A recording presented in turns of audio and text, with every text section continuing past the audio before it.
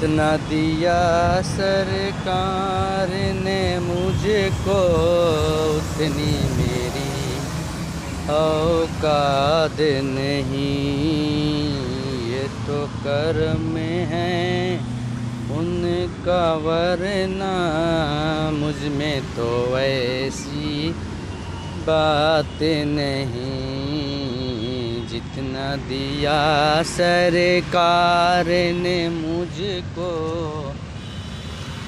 اتنی میری اوقات نہیں، مولا جتنا دیا سرکار نے مجھ کو اتنی میری اوقات نہیں، یہ تو کرم ہے ان کا ورنہ مجھ میں تو ویسی بات نہیں، جتنا دیا سرکار نے مجھ کو اتنی میری اوقات نہیں۔ قرآن پاک لا کر کے جنید بغدادی کے سامنے رکھا اور کہا اے جنید کیا یہ میرے نبی کی تصویر نہیں ہے؟ آنکھیں دیکھنا ہو تو پڑھو ما زاغ البصر وما طغى، چہرہ دیکھنا ہو تو پڑھو والضحى واللیل اذا سجى، ہاتھ دیکھنا ہو تو پڑھو وما رمیت اذ رمیت ولکن اللہ رمی، اگر قدم دیکھنا ہو تو پڑھو لا اقسم بهذا البلد وانت حل بهذا البلد، اگر سینہ دیکھنا ہو تو پڑھو الم نشرح لك صدرك ووضعنا عنك وزرك، اگر اس نبی کی گفتار دیکھنا ہو پڑھو وما ينطق عن الهوى ان هو الا وحي يوحى، اس محبوب کی عطائیں دیکھنا ہو تو پڑھو انا اعطیناک الکوثر، نعرہ تکبیر۔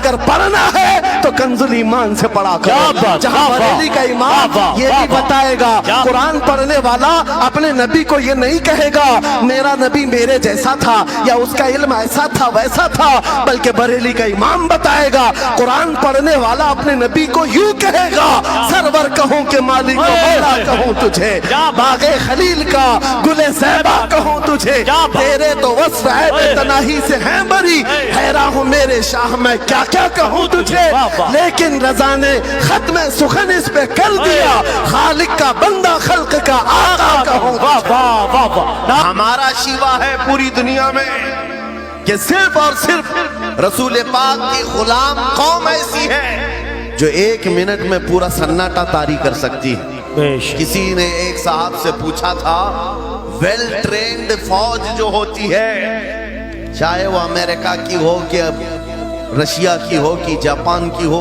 چائنا کی ہو، ان سے پوچھا گیا کہ اگر 10,000 فوج کو صفوں میں کھڑا کرنا ہو اور ان کو ریڈی کرنا ہو تو آپ کو کتنا ٹائم لگے گا؟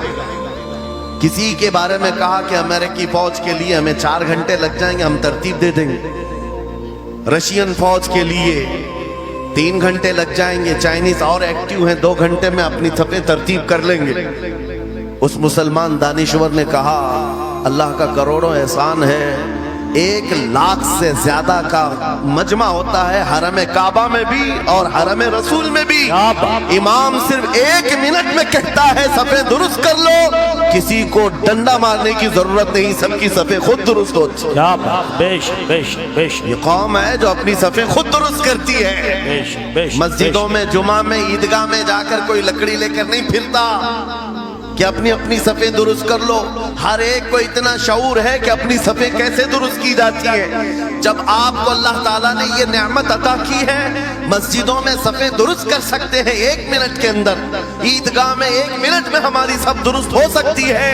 اے نوجوانوں دنیا کو یہ بتاؤ صرف مسجد اور عیدگاہ نہیں، دنیا کے ہر میدان میں ہم اپنی صفیں درست کر سکتے ہیں، سبحان اللہ، ہر میدان میں ہماری صف درست ہو سکتی ہے۔ یہ اللہ کی طرف سے دی ہوئی بہت بڑی نعمت ہے۔ بس اب مجمع جو خاموش ہے اور متوجہ ہے، اب میری بات کو آگے میں بڑھاتا ہوں، توجہ سے سنیں۔ قرآنی علوم کے متعلق آپ کے سامنے چند باتیں رکھوں گا، اس لیے کہ مجھے کہا گیا بڑا پڑھا لکھا مجمع ہے اور مسلمان کے لیے پڑھا لکھا ہونا بہت لازم ہے۔ اس لیے کہ جہالت اسلام کا اپوزٹ ہے، جہالت اسلام کا اپوزٹ ہے۔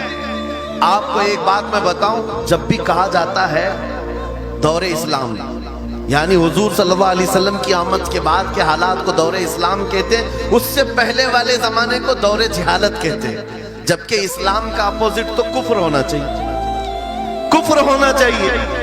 یہ دور اسلام ہے اور اس سے پہلے دور کفر تھا، نہیں دور اسلام سے پہلے والے دور کو دور جہالت کہتے ہیں، اس لیے کہ بتانا ہے اسلام اور جہالت دو اپوزٹ چیزیں ہیں، دو اپوزٹ چیزیں ہیں۔ جاہل ہو اور مسلمان ہو اسے زیب نہیں دیتا۔ جس قوم پر آنے والی کتاب ہدایت کا پہلا لفظ اقرا سے شروع ہوتا ہے، اقرا بسم ربک الذی خلق، قرآن کا پہلا لفظ جو آیا ہے وہ کس نام سے آیا؟ پڑھو اپنے رب کے نام سے، پڑھو اپنے رب کے نام سے۔ اور علم نہیں ہے تو کچھ نہیں ہے تمہارے پاس۔ امام غزالی تو فرماتے الناس کلہم موتا الا العلماء، یہ سارے انسان مردہ ہیں، زندہ اگر کوئی ہے تو علم والا، علم والا زندہ ہے۔ اور جہالت کی تاریکیوں میں بھٹکنے والے کی مثال ایسی ہی ہے جیسے اندھیری کوٹھری میں بیٹھا ہوا ہے، کہیں روشنی کا آنے کا انتظام نہیں، اس کے سامنے حلوہ رکھو کہ گوبر رکھو، دونوں برابر ہے۔ جاہل آدمی کے لیے ایسا ہی ہے، کبھی اس کا ہاتھ اس میں پڑے گا، کبھی اس کا ہاتھ اس میں پڑے گا۔ جب نظر نہیں آ رہا ہے تو حلوہ کو گوبر سمجھ کر کھا لے گا، اور کبھی گوبر کو حلوہ سمجھ کے کھا لے گا، غلاظت اس کے لیے برابر ہو جائے گی۔ لیکن علم کو کہا گیا العلم نور، علم روشنی ہے۔ جس کے پاس علم آتا ہے وہ تمیز سیکھ جاتا ہے، اس کے پاس اخلاق آ جاتے ہیں، وہ حلال و حرام کے فرق کو سمجھنے لگتا ہے، برے اور اچھے کے درمیان فرق معلوم ہونے لگتا ہے۔ اسی لیے میرے عزیزو، مجھے بڑا کرب ہے اور فخر ہے، ہماری خانقاہ سے یہ آواز آتی ہے آدھی روٹی کھائیں گے اور بچوں کو پڑھائیں گے۔ بے شک، کیوں؟ بے شک۔ اس عظیم خانقاہ سے یہ آواز دی گئی، کیوں؟ صرف اس لیے نہیں کہ تم بڑے ہو کر کے ڈاکٹر بنو گے، انجینئر بنو گے۔ لوگوں کی نظر میں اب بات یہی رہ گئی، یہ پڑھا اس لیے جاتا ہے کہ ڈاکٹر بننا ہے، انجینئر بننا ہے اور کمانا ہے، بہت کمانا ہے۔ علم جو ہے آج کمرشل بنا لیا گیا۔ علم اس لیے نہیں، علم اس لیے حاصل کیا جاتا ہے کہ بندہ خدا کو پہچانے، بے شک، بندہ اپنی حقیقت کو پہچانے، بے شک۔ زندگی گزارنے کے اسلوب اسے معلوم ہو جائے۔ علم اس لیے سکھایا جاتا ہے۔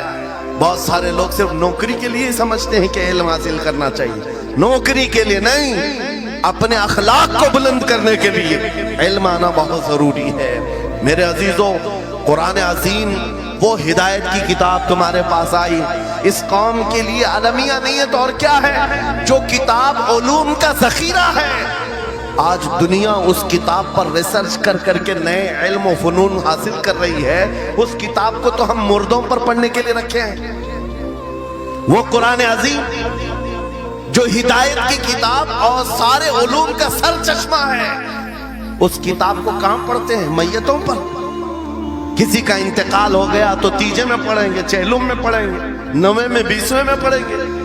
وہ ایصال ثواب کے لیے صرف رکھا گیا، اور اس سے تھوڑا آگے بڑھ گئے تو قسم کھانے کے لیے قرآن۔ آؤ چلو ہم قسم کھاتے قرآن پہ ہاتھ رکھ کر کے، قرآن پہ ہاتھ رکھ کے۔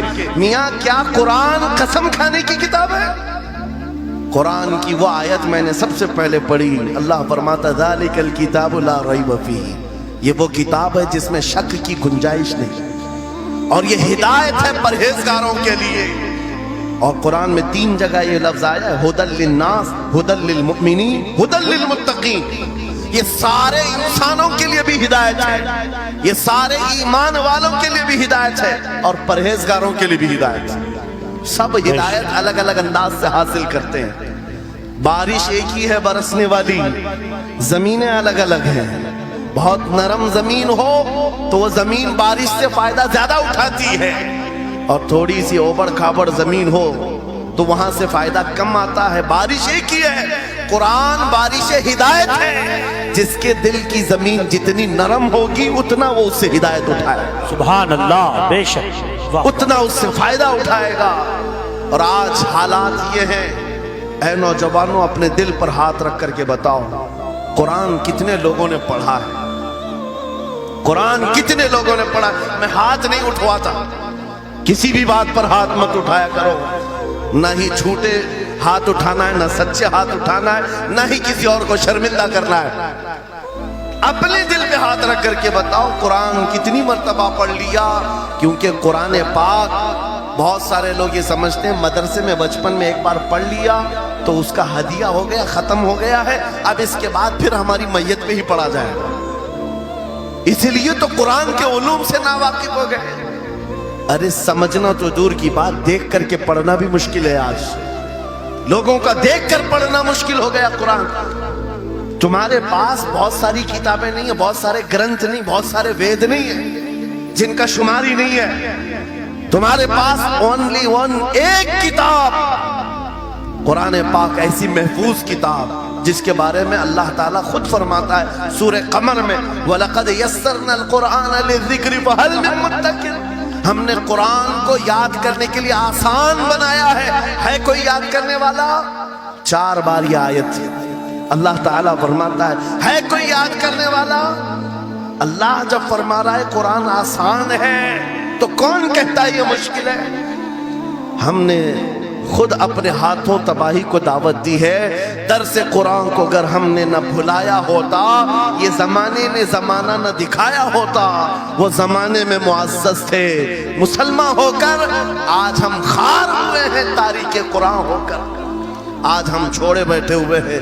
قرآن عظیم کو چھوڑ کر بیٹھنا کتنی بڑی گمراہی ہے۔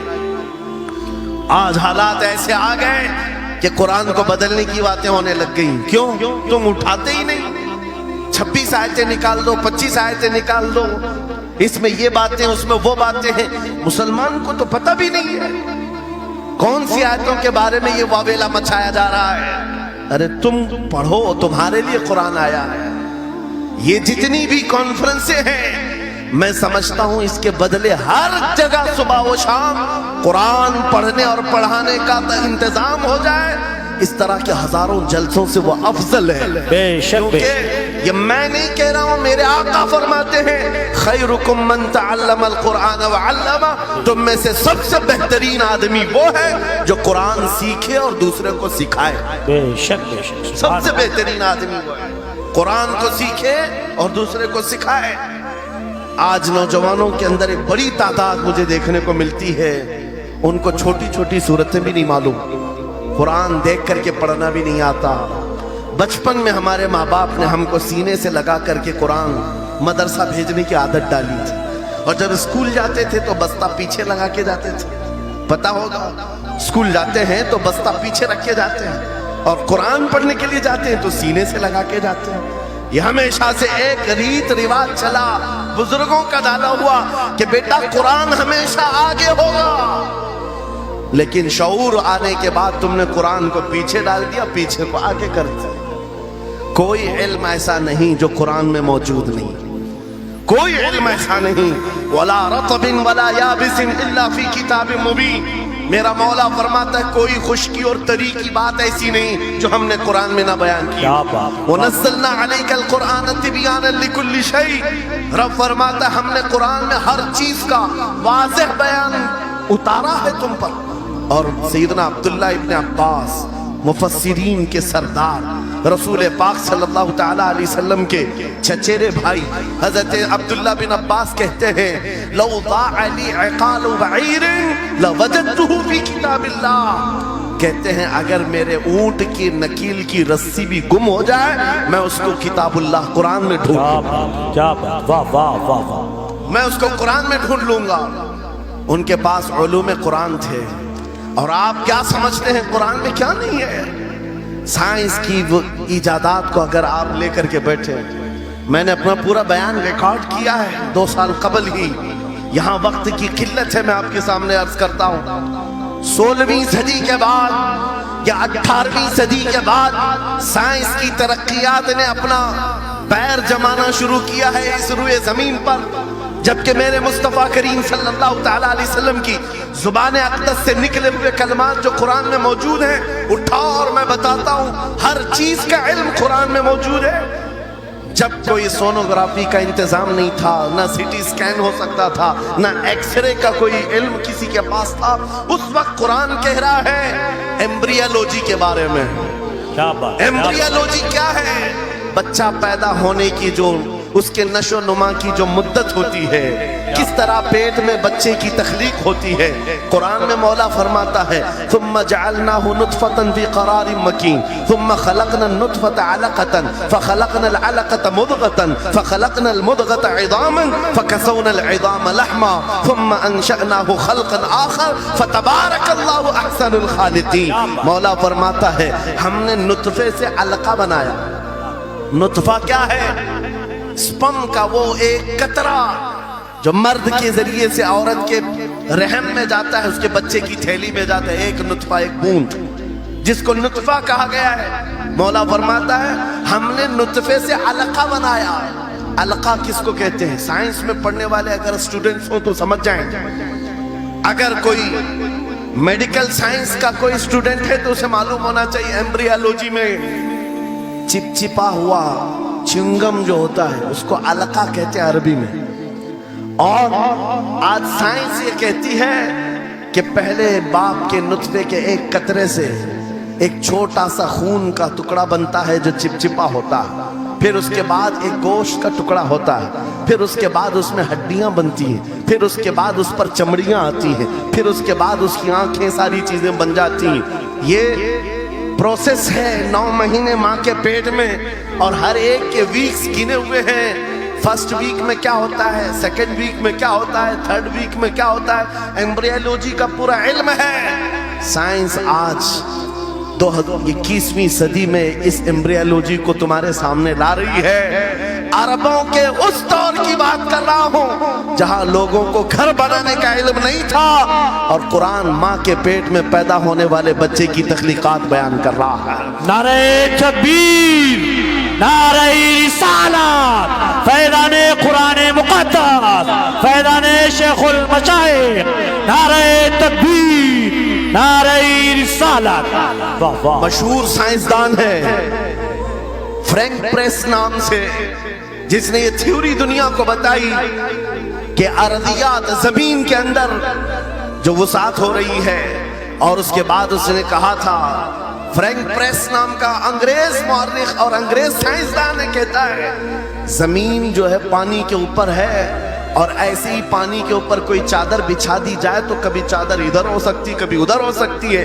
इस चादर को मजबूत रखने के लिए इस पर पहाड़ों का होना बहुत जरूरी है। ये 19वीं सदी में फ्रैंक प्रेस कह रहा है, और मेरा मौला कुरान में फरमाता है, अल्लाह ताला फरमाता है वल जिबाल औतादा, हमने पहाड़ों को मेख बना करके जमीन पर गाड़ा। क्या बात, वाह वाह, बेशक कि जमीन को हिलने नहीं देते पहाड़। अर्दियात का इल्म, एस्ट्रोनॉमी के बारे में, एस्ट्रोलॉजी के बारे में कुरान में मौजूद उलूम आप पढ़ो। जूलॉजी के बारे में, जानवरों के उलूम के बारे में कुरान में पढ़ो। रब ताला परिंदों के उन अशकाल के बारे में बयान फरमा रहा है, ये झुंड के झुंड जाते हैं, जमात की जमात होती है। चूंटियों के बारे में पूरी सूरह मौजूद है, इनके खाना तकसीम करने का तरीका क्या है, इनके एक दूसरे को पुकारने का तरीका क्या है, इनमें जब एक चूंटी मर जाती है तो उसको दफनाने का तरीका क्या है। ये कौन बयान कर रहा है? ये कुरान बयान कर रहा है, कुरान पाक बयान कर रहा है। जब तरक्कियात इस कदर आगे आ गई कि मशीनों के सहारे से आज जर्रे को देखा जाता है, परखा जाता है, और फिर दुनिया को बताया जाता है ये हमारी तहकीक है, और कुरान उस जमाने में बयान कर रहा है। मेरे अजीजों, एक बात बताता हूँ, 18वें पारे में सूरह नूर में एक आयत आई है, उस आयत के बारे में मैं बताता हूँ बाद में। लेकिन 18वीं सदी में एक साइंसदान जो अमेरिका की सफर पर था, उसने अटलांटिक ओशियन में एक जगह ऐसी देखी जहां पर इतना अंधेरा है कि हाथ निकालो तो भी नजर नहीं आए, सूरज की रोशनी भी नहीं पड़ती। वापस आकर के उसने कहा मैंने एक ऐसी जगह दरियाफ्त की है जहां सूरज की रोशनी ही नहीं पड़ती और अपनी आंखों को कुछ नजर नहीं आता। अगर हाथ निकाल करके देखो, समंदर के बीचों बीच अटलांटिक ओशियन, ये कोई तालाब का नाम नहीं है, یہ لمبا سفر طے کر کے کوئی ایک جگہ کو ڈھونڈ لیا ایک سائنسدان اور آ کر کے دنیا کو بتا رہا ہے میں نے ایک ایسی جگہ معلوم کی جہاں پر خوب اندھیرا ہوتا ہے، ہاتھ بھی نظر نہیں آتا۔ جب وہ آ کر کے بتاتا ہے، ایک عالم ربانی نے قرآن کی آیت پڑھی، مولا قرآن میں فرماتا ہے اذا اخرج یدہ لم یکد یراہا ومن لم یجعل اللہ لہ نورا فما لہ من نور۔ قرآن میں اللہ فرماتا ظلمات بعضها فوق بعض، ایک جگہ ہم نے ایسی بنائی ہے جہاں اندھیریوں پر اندھیریاں ہیں، جہاں ہاتھ بھی نکالو گے تو ہاتھ نظر نہیں آئے گا۔ قرآن میں 1400 سال پہلے یہ جب بات آئی اس سائنسدان کو بتایا گیا، یہ تو اللہ نے قرآن میں بیان کیا ہے۔ اب اور تعجب کی بات کیا ہے سنو، وہ آیا سائنٹسٹ، کہا یہ کس کی بیان کی ہوئی کتاب ہے؟ کہا محمد رسول اللہ کی، مکہ میں پیدا ہوئے مدینے میں زندگی گزاری عقید تھی۔ اس نے کہا میں ان کے بارے میں جاننا چاہتا ہوں، ہو سکتا ہے وہ سمندروں کے بہت بڑے ماہر تھے، وہ سمندری علوم کے بارے میں بہت کچھ جانتے تھے، انہوں نے زندگی کا بہت سارا حصہ سمندروں کے سفر میں گزارا ہوگا۔ اس زمانے میں ان کو اٹلانٹک اوشین میں موجود یہ اندھیرا کیسے پتا چلا؟ تعجب کی بات ہے، حیرت کی بات ہے۔ جب اس سائنسدان سے کہا گیا اے عزیز حقیقی بات تو یہ ہے کہ پوری 63 سالہ زندگی میں میرے آقا ایک بار بھی سمندر کے پاس نہیں گئے، ایک بار بھی اتفاق نہیں ہوا۔ تب وہ کہتا ہے جو بندہ کبھی سمندر کے سفر پر گیا ہی نہیں اور وہ اٹلانٹک اوشین میں موجود اندھیریوں کی بات کرتا ہے تو پھر یہ اپنے پیٹ سے نہیں، یہ اللہ کی بات کر رہا ہے۔ کیا بات، بے شک بے شک، یہ خالق سمندر کی بات کر رہا بے ہے شک، جس نے وہ اندھیریاں پیدا کی۔ میرے عزیزوں آپ سے میرا خطاب اس لیے ہے کہ جو ذخیرے اللہ تعالیٰ نے ہماری کتاب مقدس میں رکھے ہیں اس کو حل کرتے کرتے لوگوں کے بال سفید ہو گئے، اور تم تو اخلاق سیکھنے کے لیے ایسے لوگوں کے پاس جاتے ہو جن کو پیشاب کرنے کا طریقہ نہیں معلوم۔ کیا بات، بے شک، قرآن کے علوم کیا کم ہیں تمہارے پاس؟ اب میں آتا ہوں، یہ تو سائنسی باتیں ہو گئی، میتھمیٹکس تو پورا قرآن میں اتنا ہے بیان کرتے کرتے میں صبح کر ڈالوں۔ قرآن پاک کے عددی اعجازات، قرآن پاک کے حساب، ریاضی، میتھمیٹکس کے فنڈے، بہت کچھ ہے، فزکس کے بارے میں ہے، جغرافی کے بارے میں ہے، الجبرا کے بارے میں ہے، سائنس کے بارے میں ہے۔ یہ تمام علوم تو ایک مثال کے طور پر میں آپ کے سامنے رکھ رہا ہوں، لیکن افسوس میں اس قوم سے بات کر رہا ہوں جس قوم نے قرآن کو چھونا بھی بند کر دیا ہے۔ جا کر کے دیکھیں، آج ہی جا کر کے دیکھیں گھروں کے اندر تمہارے ٹی وی، فریج اور واشنگ مشین تو دھول سے صاف ہوں گے، روزانہ صاف کرتے ہوں گے، قرآن کو ہفتے ہو گئے کبھی چھوا بھی نہیں، گرد جمی ہوئی، دھول لگی ہوئی ہے۔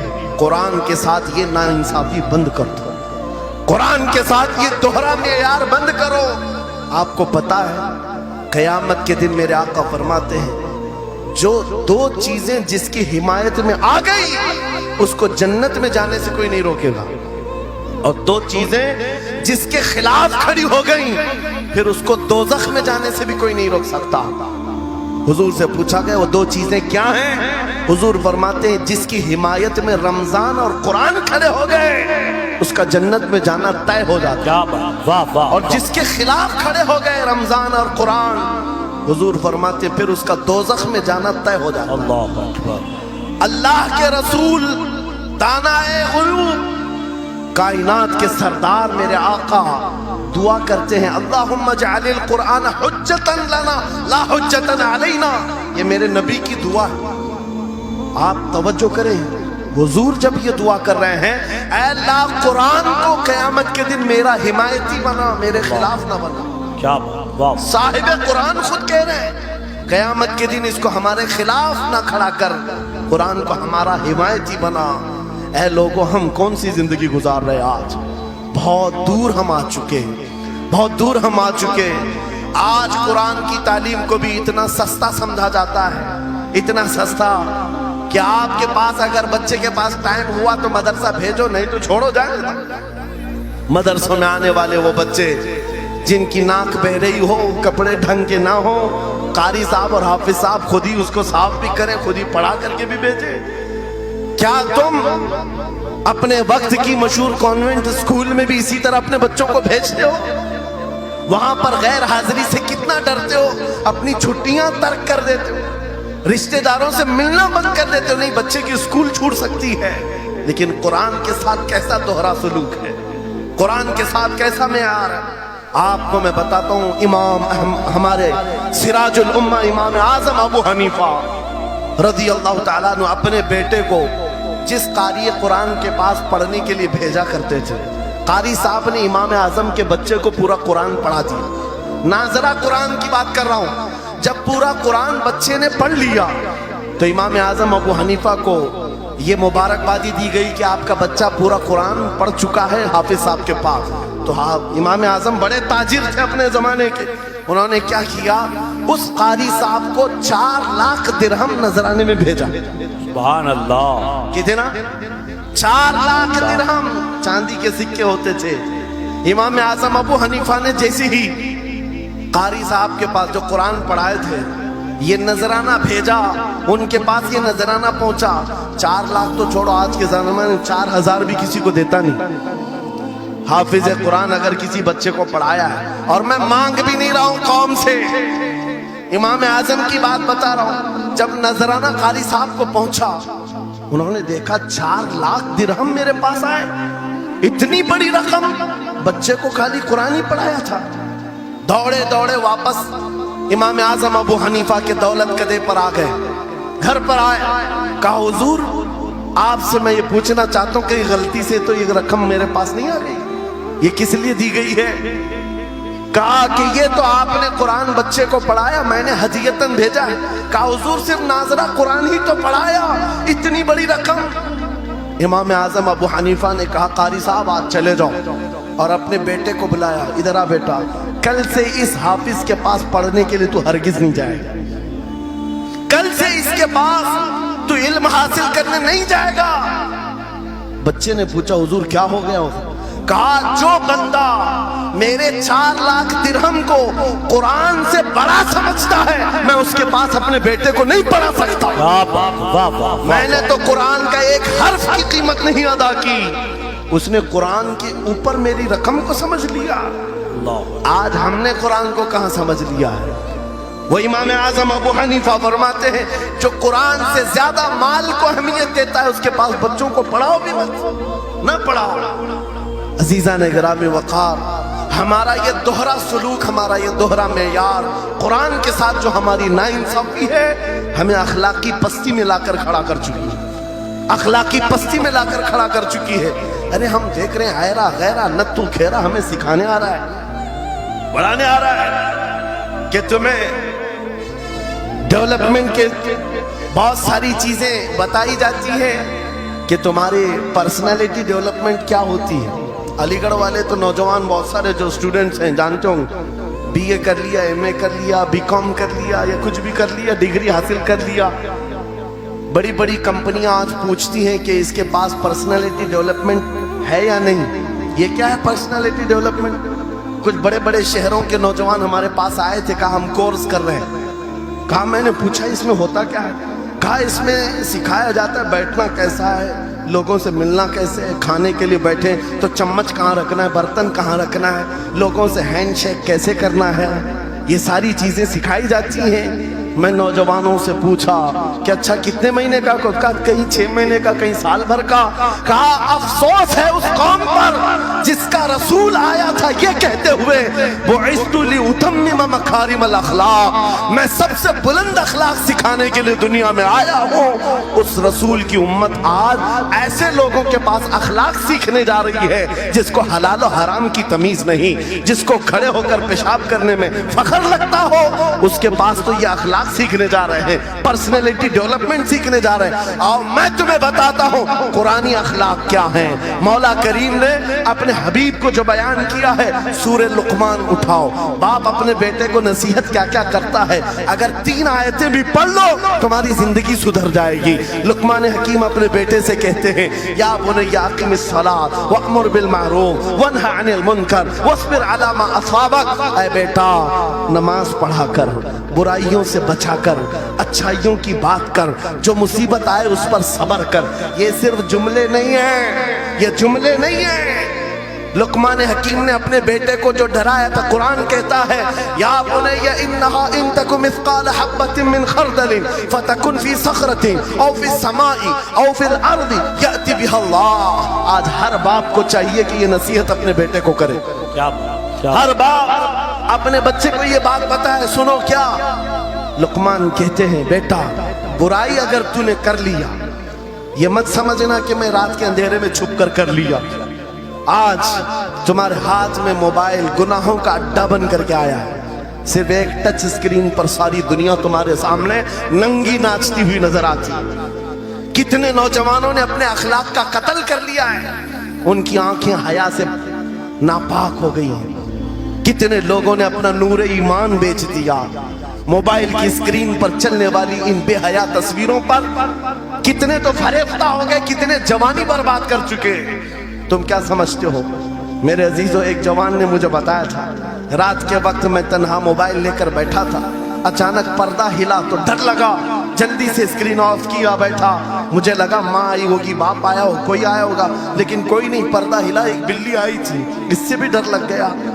मैंने कहा पर्दे के हिलने से इतना डर है कि कोई आ जाए, तेरा ईमान कहां गया? वो मौला कहता है यअलमु खाइनतल अयुनि वमा तुख्फी सुदूर। वो रब तुम्हारे दिलों में गुजरने वाले हालात को भी देख रहा है, बेशक तुम्हारी आंखों की खयानत को भी वो देख रहा है। जब तुम्हारा यकीन ही खत्म हो गया तो क्या करोगे? इसीलिए अरबी का मशहूर मकौला है इदा लम तस्तही फफ़अल मा शिअत वस्ना मा शिअत। जब तुम्हारे अंदर से हया निकल जाए तो जो चाहे करो, जो चाहे कर लो। आज लुकमान हकीम की वो बात मैं पेश कर रहा था, आयत मुकम्मल करता हूँ। बाप अपने बेटे से कहता है अगर बुराई कर लिया तूने, अगर बेहयाई हो गई, ये मत समझ के बहुत छुप करके किया। आज से 4000 साल पहले लुकमान हकीम कह रहे हैं अपने बेटे से, अगर बुराई तो आसमानों में जाकर करेगा, या पहाड़ के अंदर घुस कर करे, या जमीन के अंदर जाकर करे, कहीं पर भी कर ले।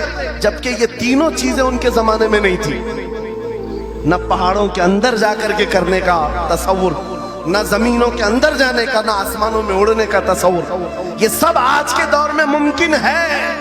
और लुकमान हकीम कहते हैं अगर तू इन सब जगहों पर जाकर कहीं पर भी करेगा, याति बिहा अल्लाह, अल्लाह वो तेरे सामने लेके आएगा। बेशक वमन यअमल मिस्काल ज़र्रतिन खैरन यरा वमन यअमल मिस्काल ज़र्रतिन शर्रन यरा। तुम अगर राई के दाने के बराबर भी नेकी करो, अल्लाह वो तुम्हें दिखाएगा। राई के दाने के बराबर भी बुराई करो, अल्लाह तुम्हें दिखाएगा।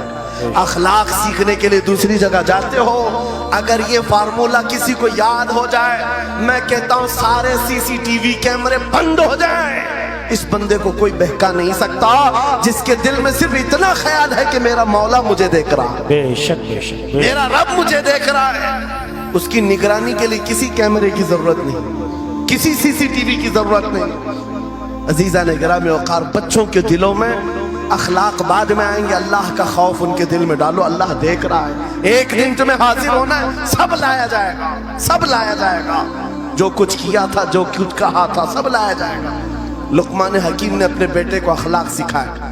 क्या सिखाया? वक़्सिद फी मशीका वग़्दुद मिन सौतिका इन अनकरल अस्वाति लसौतुल हमीर। चलना हो तो मियाना अंदाज में चलो, ऐसे नहीं कि अकड़ कर चलना है या झुक कर चलना है। ताल के साथ चलो और आवाज को नरम रखा करो। बेशक कुरान कहता है सबसे बुरी आवाज गधे की आवाज है। लोग आज चिल्लाते हैं एक दूसरे को, ठट्टे मारते रहते हैं। ये महफिलों के आदाब भी नहीं, ना ही तुम्हारे अखलाक हैं। इसीलिए शेख सादी ने फरमाया है तामर्द सुखन न गुफ्ता बाशद ऐब हुनरश न हुफ्ता बाशद। जब तक आदमी बात नहीं करता उसकी अच्छाइयां भी मालूम नहीं होती, उसकी बुराइयां भी नहीं मालूम होती। बेशक जब बात करता है तो पता चल जाता है इसके अखलाक कैसे है। बात करता है तो समझ में आ जाता है कौन सी कैटेगरी का है। इसलिए अपनी जुबान को ऐसी रखो कि दुनिया तुम्हें आला नस्ल का समझ सके। बात करो तो तमीज के साथ, चीख पुकार करना, एक दूसरे को इस तरह से बात करना नौजवानों में आज आम हो गया। قرآن کہتا ہے اپنی آوازوں کو پست کرو. ایک اور بات رب فرماتا ہے وَلَا تُسَعِّرْ خَدَّكَ لِلنَّاسِ, لوگوں کو سے منہ موڑ کر کے بات مت کرنا. سامنے تمہارے کوئی کھڑا ہے اور تم ادھر گھوم کر کے بات کر رہے ہو. یہ آج فیشن ہو گیا ہے, پیچھے پلٹ کر کے بات کرنا, ادھر دیکھ کر کے اس کو بات کرنا. لوگ یہ سمجھتے ہیں فیشن ہے. میرا مولا فرما رہا ہے یہ اخلاق سے گری ہوئی حالت ہے. جب بات کرو تو آمنے سامنے, لوگوں سے منہ ٹیڑھا کر کے بات نہ کرنا. یہ اخلاق کون سکھا رہا ہے؟ یہ قرآن عظیم ہے. تم پرسنالٹی ڈیولپمنٹ سیکھنے کی بات کر رہے ہو, تعلیمات اسلام کو چھوڑ کر کیا پرسنالٹی ڈیولپمنٹ حاصل کر پاؤ؟ تمہارے پاس سب کچھ ہے لیکن سیکھنا نہیں چاہتے. آج تک نوجوانوں میں سے مجھے کوئی ملا نہیں اس طرح سے کہ لوگ آتے ہیں مفتی صاحب بیوی کو 2 طلاق دے دیا 3 طلاق دے دیا, اب کیا کرنا ہے, عدت کیسے گزارنا ہے. یا زیادہ سے زیادہ دارالفتہ میں آتے ہیں مفتیان اکرام ہوں گے, جھگڑے کے مسائل لے کر کے آتے ہیں, باپ مر گئے اس کو کتنا ملنا ہے, اس کو کتنا ملنا ہے. ارے زندگی گزر گئی, کبھی آ کر کے یہ کیوں نہیں پوچھا میرے گھر میں منگنی ہو رہی ہے شادی ہو رہی, یہ بتائیں میرے مصطفیٰ نے کیسے شادی کی؟ کیا بات ہے, کیا بات, بے شک. یہ کیوں نہیں پوچھا؟ میں بیمار ہو گیا ہوں, مجھے بتائیں رسول اللہ نے بیماری کے عالم میں کیا کہنے کا حکم دیا؟ کیا بات, اگر طلب ہو میرے نبی کے پیچھے چلنے کی تو بندہ ڈھونڈ ڈھونڈ کر چلے گا, بے شک, ڈھونڈ ڈھونڈ کر چلے گا. بے شک. حضرت امام ابو یوسف کے بارے میں اور بعض نے امام احمد بن حنبل کے بارے میں کہا کہ آپ نے کلنگڑ کھانے کا بہت شوق تھا. تربوز, آپ تربوز کہتے ہیں؟ ہاں, ہمارے ہاں ممبئی میں اس کو کلنگڑ کہتے ہیں. اور انہوں نے یہ کہا کہ یہ سنت بھی ہے. مجھے روایت ملی ہے کہ حضور نے بھی کھایا لیکن زندگی بھر کھائے نہیں. مریدین نے پوچھا کہ حضور جب سنت بھی ہے اور آپ کو شوق بھی ہے, کھاتے کیوں نہیں؟ کہتے ہیں اب تک میں وہ طریقہ ڈھونڈ رہا ہوں کہ میرے نبی نے کتنے ٹکڑے کر کے کھائے. اللہ اکبر, اللہ اکبر, واہ واہ. مجھے وہ طریقہ چاہیے. حضور کے پیچھے چلنے والا ڈھونڈ ڈھونڈ کر کے عمل کرتا ہے. اور آج ہم نے زندگیاں ایسی بنائی ہوئی ہیں کہ لگتا ہے دارالفتہ مفتی اور علماء صرف طلاق کے لیے ہیں, یہ عدت کے مسئلے پوچھنے کے لیے, وراثت کے مسئلے پوچھنے کے لیے. ارے ہمیں بھی کام دو, ہم ڈھونڈ ڈھونڈ کر تمہیں بتائیں میرے نبی چلتے کیسے تھے, میرے نبی بات کیسے کرتے تھے, لوگوں سے مصافحہ کیسے کرتے تھے, لوگوں کے سامنے آتے تو کپڑے کیسے پہنتے تھے, میرے نبی کی نمازیں کیسی تھی, حضور جب دسترخوان پر بیٹھتے کہاں سے شروع کرتے کہاں سے ختم کرتے. اس کام پر بھی تو علماء کو لگایا کرتے تاکہ تمہیں پتہ چلتا مجھے کہیں اور سے اخلاق سیکھنے کی ضرورت نہیں, دنیا کے سارے اخلاق میرے نبی کے قدموں میں موجود ہیں. نعرہ تکبیر, نعرہ رسالت, فیضان خانقاہ برکات, فیضان خانقاہ برکات, شیر رضا, شیر رضا, فیضان شیخ المشائخ. نعرہ تکبیر, نعرہ رسالت. درس قرآن کو اگر ہم نے نہ بھلایا ہوتا, یہ زمانے نے زمانہ نہ دکھایا ہوتا. ایکو بند کر دو, ایکو. قرآن پاک کے سلسلے میں مجھے بیان کرنے کا حکم دیا گیا, بس میں وہی باتیں کر رہا ہوں. میں آپ کو اپنے موضوع سے جو متعلق ہے وہ باتیں عرض کرتا ہوں. قرآن کیا تمیز سکھاتا ہے. آج گھر گھر کے اندر جو ایک بہت بڑی بلا آئی ہوئی ہے, ہر تیسرا چوتھا گھر یہ شکایت لے کر کے آتا ہے بیٹا ہاتھ سے نکل گیا, بیٹی ہاتھ سے نکل گئی. ماں باپ اس بات کے لیے روز پریشان ہیں, بیٹا ہاتھ میں نہیں آتا, بیٹی ہاتھ میں نہیں آتی. جہاں یہ جوان ہوئے 10ویں پاس کیا, یہ منہ دکھاتے ہیں ہم کو, آنکھ پھراتے ہیں ہم کو. فرما بردار بچوں کی کمی بہت کم ہو گئی. غلطی ان بچوں کی نہیں, ان ماں باپ کی بھی ہے. تم نے ان کی تربیت تو کھلونوں سے کی ہے. ان کی تربیت میں تو تم چاہتے تھے کہ ہر سنڈے ان کو پکنک پر لے جائیں, بچہ خوش ہو جائے گا. ان کو گھمائیں گے پھرائیں گے, جو بچہ مانگے گا سب لا کر دیں گے. ارے یہ 14 سال کا نہیں ہوا, ہاتھ میں موبائل بھی پکڑا دیا, سب کچھ کر دیا بچے کے لیے. اور اب باپ یہ سوچتا ہے یہ 16 سال کا ہو جائے تو میری بات ماننا چاہیے. ایک بات یاد رکھو, زمین میں ادرک بو کر کے گنا آنے کی امید مت رکھنا.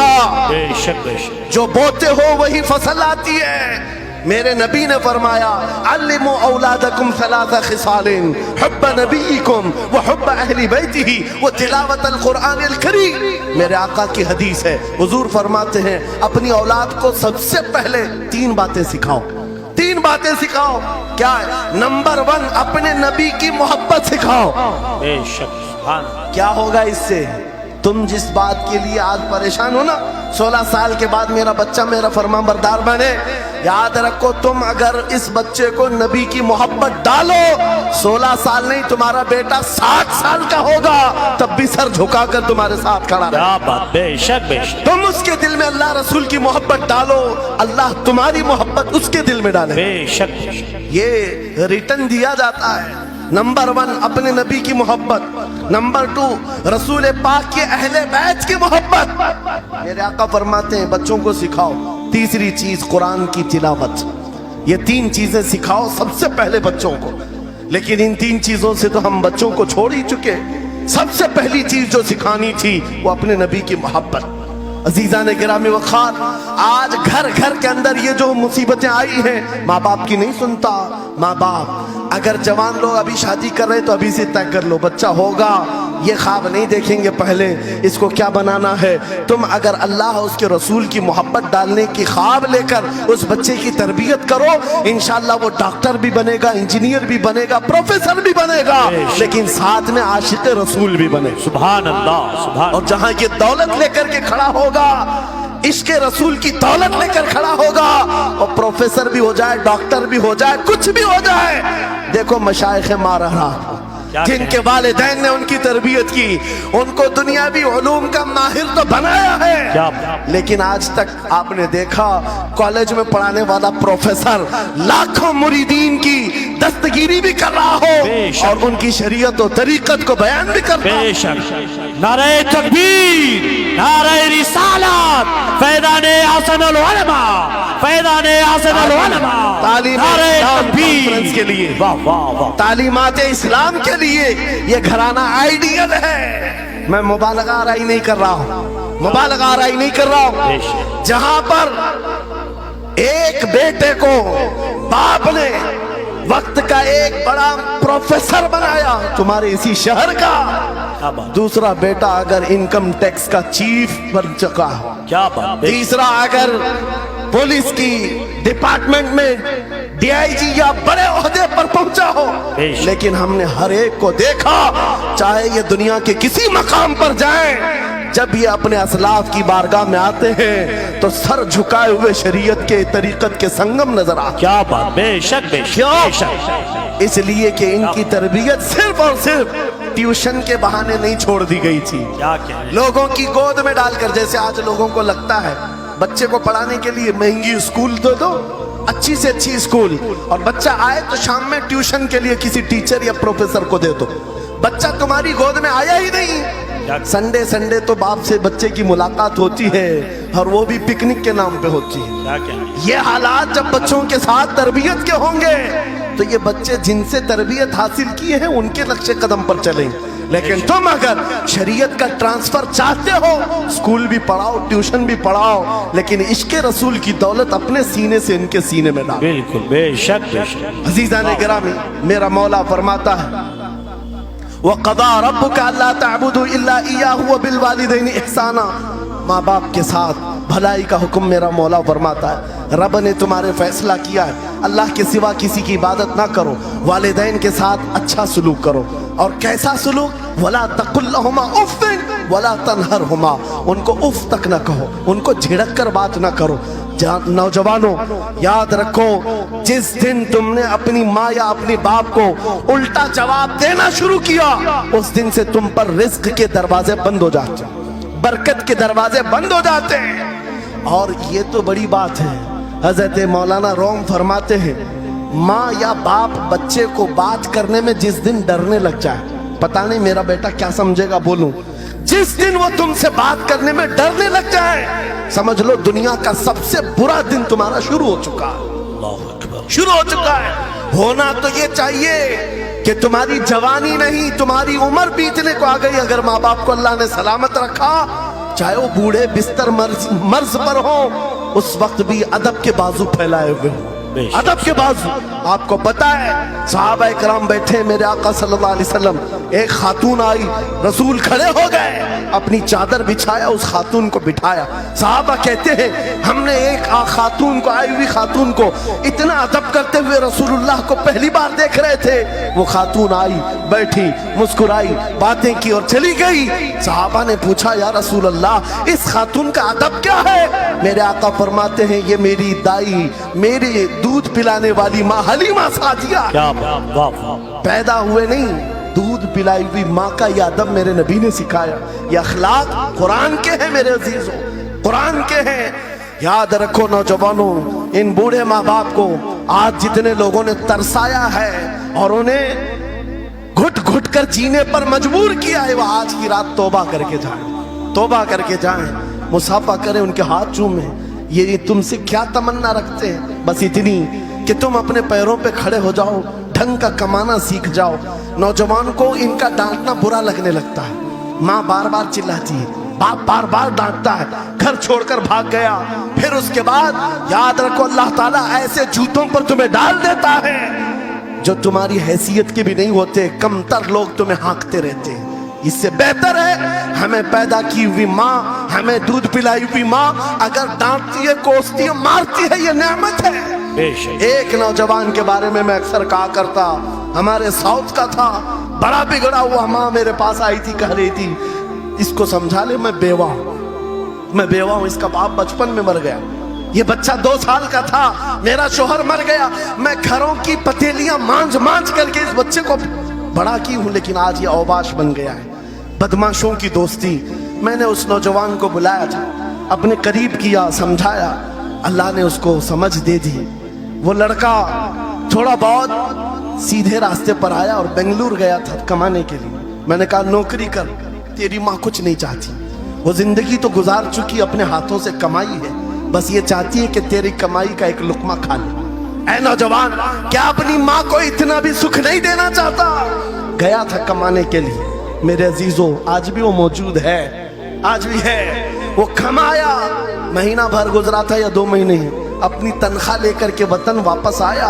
अपने घर के पास जिस दिन वो पहुंचा था, घर के बाहर बहुत भीड़ जमी थी। लोगों से पूछा उसने तो पता चला उसकी माँ आज ही सुबह इंतकाल की। अल्लाह अकबर। वो पैसों की गड्डी ला करके जो कमाया था 1 महीने 2 महीने की तनख्वाह माँ के कदमों में रख दिया। बहुत रोया।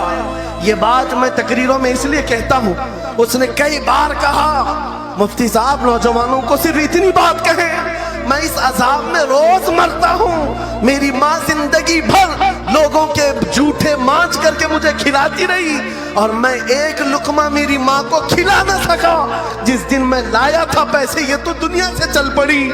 मुझे आज रोज इस बात का गम सताता है। आप नौजवानों से खिताब करते हैं, कम से कम इनसे कह दें कि तुम्हारे माँ बाप जिंदा हैं, होश में आ जाओ, अपने हाथों से उनको खिला तो सको, उनके हाथ पकड़कर चला तो सको। इसलिए कि दुनिया की अजीम नेमत है, जिसका बाप जिंदा है, जिसकी माँ जिंदा है, उसके हक में वो दुआ कर ले। मेरे आका फरमाते हैं नबियों की दुआ उम्मत के बराबर जो होती है, वो बाप की दुआ बेटे के बराबर होती है। आज मैं गुफ्तगू समेटता हूँ, खत्म कर देता हूँ, इसलिए कि अखलाक इस्लाम बहुत वसी मौजू है, बहुत वसी मौजू है। लेकिन आपके लिए सिर्फ इतनी बात काफी है कि कुरान को छोड़ करके अगर दूसरी जगह सीखने जाओगे तो मारे मारे फिरोगे। आज वापस आ जाओ उसी कुरान पर जिसको मेरे आका ने हमारे उरूज का जरिया बनाया है, हमारी तरक्की का रास्ता बनाया है। जानते हो जब दुनिया के पास पार्लियामेंट नहीं थी, चलाने के लिए उसूल नहीं थे, पूरी दुनिया को कुरान ने उसूल बताए हैं, कानून बताए हैं। इस एक कुरान से फिक़ह हनफी मिला, फिक़ह शाफ़ई मिला, फिक़ह हम्बली मिला, फिक़ह मालिकी मिला। ये तो 4 मैंने नमूने बताए, 1 2 नहीं 18 फिक़ह की तदवीना पूरी दुनिया में मौजूद है। इस कुरान पर लिखी जाने वाली तफसीरों की तादाद पूरी दुनिया की किताबों से सबसे ज्यादा है। 700 तफसीरों के नाम मेरे पास मौजूद है। हर तरह से अलग अलग तफसीर की गई है, दुनिया की मुख्तलिफ जुबानों में इसके तर्जुमे किए गए। वो एक कुरान ऐसा है जो आज भी बबांगे दुहल पूरी दुनिया को चैलेंज कर रहा है। अगर तुम अल्लाह की बात को झूठा मानते हो, कुरान की तरह एक आयत ला करके बता दो, एक सूरत ला करके बना दो। आज दुनिया तरक्की बहुत कर चुकी होगी, टेक्नोलॉजी पर ये पाबंदे सलासिल कर चुकी और चांद पर कमंदे डाल चुकी, सूरज की शुआओं को कैद करके करंट बना दिया हो, सयाल मादे से दुनिया ने केमिकल बना दिया, सब बना दिया।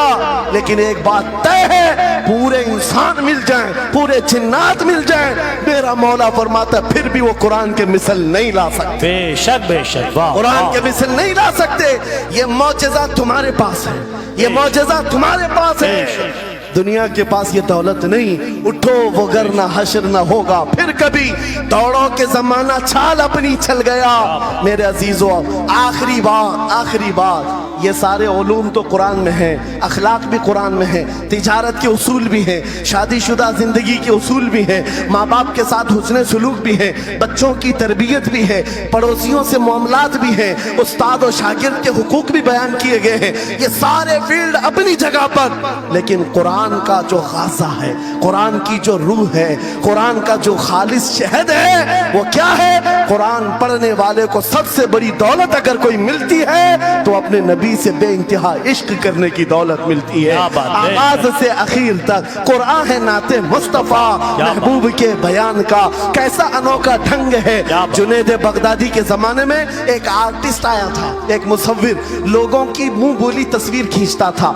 अगर कोई आता अपनी महबूबा के बारे में कहता, उसकी आंखें ऐसी, उसकी नाक ऐसी, उसकी भवें ऐसी, उसकी पेशानियां ऐसी, वो उसी तरह से तस्वीर निकालता था, आर्टिस्ट था। और लोगों की कतारें लगी थी अपने अपने महबूबाओं की तस्वीरें निकालने के लिए, इसलिए कि आपकी तरह मोबाइल उस जमाने में नहीं थे जो हर घड़ी खींच लिया करें। वो जुनैद बगदादी का दौर, आर्टिस्ट तस्वीर निकालता था। जब ये बात पता चली, हजरत जुनैद बगदादी भी उस मुसव्विर के घर चले गए, लाइन में खड़े हो गए। जब आपका नंबर आया तो उस मुसव्विर ने पूछा, मौलाना आपका क्या काम है? वक्त के सैयदुत ताइफा का, मैंने सुना है तू लोगों के महबूबाओं की तस्वीरें खूबहू खींच कर देता है, मैं चाहता हूं मेरे भी महबूब की तस्वीर खींचो। तो उसने कहा बताओ, कलम लिया, बैठा, बताइए आपके महबूब का हुलिया क्या है? जुनैद बगदादी कहने लगे, मेरा महबूब कायनात का सबसे हसीन चेहरा रखने वाला, जिसकी भवें ऐसी थी, जिसके गाल ऐसे थे, जिसकी पेशानी ऐसी थी, जिसके हाथ ऐसे, जिसके पैर ऐसे। उस मुसव्विर ने पूछा, बताओ नाम क्या है? जुनैद बगदादी ने कहा, मुहम्मदुर रसूलुल्लाह। उस मुसव्विर ने कहा, रुको जरा, ये तस्वीर तो ऑलरेडी मेरे पास बनी बनाई रखी है। जुनैद बगदादी ने कहा, ये कैसे? लोगों की ऑर्डर पर तू तस्वीर बनाता है, मेरे महबूब की तस्वीर पहले से कैसे रखी है? उस मुसव्विर ने कहा, बात दरअसल ये है, आप जिससे मोहब्बत करते मैं भी उससे मोहब्बत करता हूँ, हम दोनों का महबूब एक है, इसलिए तस्वीर पहले से बनी रखी है। जुनैद बगदादी ने कहा, अच्छा लाओ तो जरा हमारे महबूब की तस्वीर देख तो ले। वो मुसव्विर अंदर गया और कुरान पाक ला करके जुनैद बगदादी के सामने रखा और कहा, जुनैद क्या ये मेरे नबी की तस्वीर नहीं है? आंखें देखना हो तो पढ़ो, मा ज़ाग़ल बसर व मा तग़ा, चेहरा देखना हो तो पढ़ो, वद्दुहा वल्लैलि इज़ा सजा, हाथ देखना हो तो पढ़ो, व मा रमैत इज़ रमैत वलाकिन्न अल्लाह रमा, अगर कदम देखना हो तो पढ़ो, ला उक़सिमु बिहाज़ल बलद व अंत हिल्लुम बिहाज़ल बलद, अगर सीना देखना हो तो पढ़ो, अलम नशरह लक सदरक व वज़अना अन्का विज़रक, अगर इस नबी की गुफ्तार देखना हो पढ़ो, वमा यंतिकु अनिल हवा इन हुवा इल्ला वहयु यूहा, इस महबूब की अताएं देखना हो तो पढ़ो, इन्ना आतैना कल कौसर। बाबा, नारे तकबीर, नारे रिसालत, फैज़ाने कुरान मुक़द्दस, फैज़ाने कुरान मुक़द्दस, फैज़ाने खानक़ाह इमारत, आगाज से आखिर तक कुरान है नाते मुस्तफा, महबूब के बयान का कैसा अनोखा ढंग है। ये तालीमात इस्लाम कॉन्फ्रेंस है, कुरान की तालीमात से ये बात मुझे कहना जरूरी था। कुरान सिर्फ अखलाक की तालीम नहीं, सिर्फ मुआशियात की तालीम नहीं, बल्कि कुरान इश्क रसूल की तालीम देता है और हुब्बे रसूल सिखाता है। इसलिए हम उसी हुब्बे रसूल के साथ इस जलसे का इख्तिताम करते پڑھتے ہیں اس قرآن کی تعلیم ایرے غیرے سے بھی نہیں حاصل کرنا, بجھے ہوئے دل سے بھی نہیں لینا, اندھے لوگوں سے بھی مت پڑھنا جو قرآن تو پڑھا دیں گے قل هو اللہ احد, لیکن بعد میں یہ نہیں بتائیں گے کس پر اترا تھا. قرآن اگر پڑھنا ہے تو کنز الایمان سے پڑھا کرو. جہاں بریلی کا امام یہ بھی بتائے گا قرآن پڑھنے والا اپنے نبی کو یہ نہیں کہے گا میرا نبی میرے جیسا تھا یا اس کا علم ایسا تھا ویسا تھا, بلکہ بریلی کا امام بتائے گا قرآن پڑھنے والا اپنے نبی کو یوں کہے گا سرور کہوں کہ مالک و مولا کہوں تجھے, باغ خلیل کا گل زیبا کہوں تجھے, تیرے تو وصف عیب تناہی سے ہیں بری, حیران ہوں میرے شاہ میں کیا کیا کہوں تجھے, لیکن رضا نے ختم سخن اس پہ کر دیا خالق کا بندہ خلق کا آقا کہوں.